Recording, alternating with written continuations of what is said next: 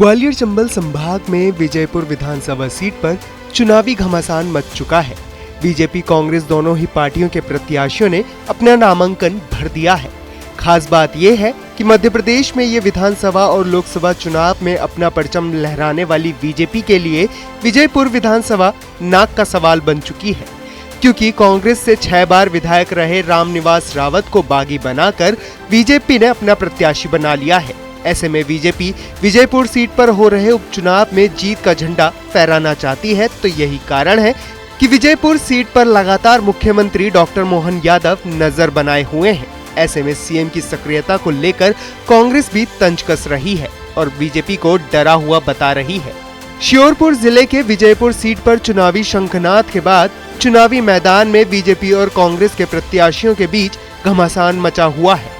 ऐसे में मुख्यमंत्री लगातार विजयपुर विधानसभा में आकर लोक लुभावनी घोषणाओं की सौगात दे रहे हैं, तो वहीं कांग्रेस का कहना है कि बीजेपी के मुख्यमंत्री से लेकर तमाम मंत्री विधायक विधानसभा में डेरा डाल चुके हैं। ये स्पष्ट दिखाता है कि भाजपा डरी हुई है, क्योंकि इस उपचुनाव में उनकी साख खत्म हो चुकी है।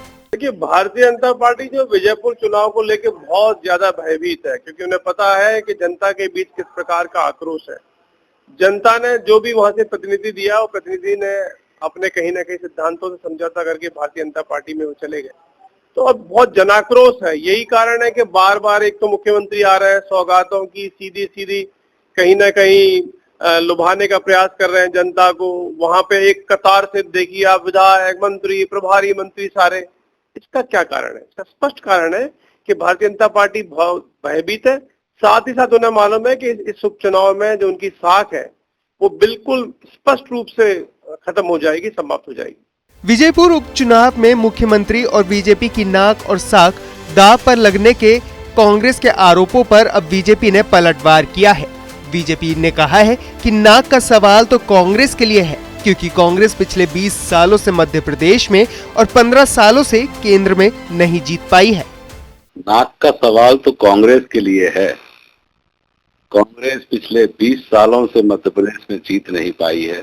15 सालों से कांग्रेस केंद्र में जीत नहीं पाई है।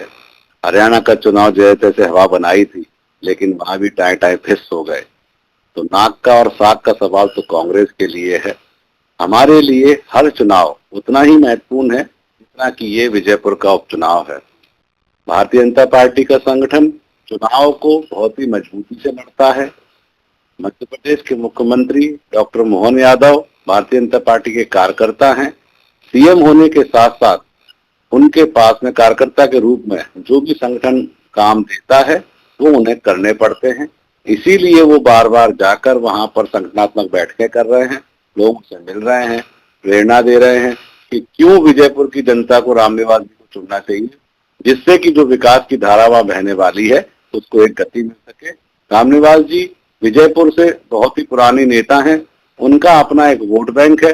उनके वोट बैंक और भारतीय जनता पार्टी की संगठनात्मक शक्ति के दम पर आप विश्वास कीजिए, विजयपुर की जनता डॉक्टर रामनिवास रावत जी को चुनेगी और बम्पर वोटों से चुनेगी। बहरहाल विजयपुर विधानसभा सीट के लिए उपचुनाव में बीजेपी और कांग्रेस दोनों ही पार्टियों के प्रत्याशियों ने अपने बड़े बड़े नेताओं के दमखम दिखाते हुए नामांकन दाखिल कर दिया है और चुनावी मैदान में बाजी मारने के लिए जनता के बीच चुनाव प्रचार में जुट गए हैं।